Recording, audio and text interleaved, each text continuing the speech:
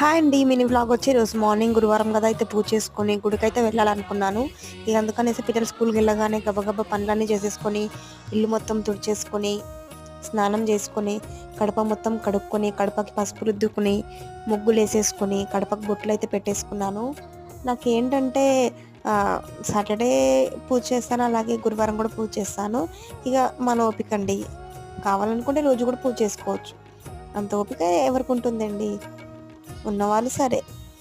ఇక కడప పూజ చేసేసుకొని కాళ్ళకైతే పసుపు రుద్దుకొని పూజ సామాన్లన్నీ తోమేసుకొని, దేవుని పటాలన్నీ కడుక్కొని, దేవుని పటాలకి బొట్లు పెట్టుకొని, దేవుని పటాలు మళ్ళీ పైన పెట్టేసి, పూలవిని పెట్టేసి పూజ అయితే ఈ విధంగా కంప్లీట్ చేసుకున్నానండి.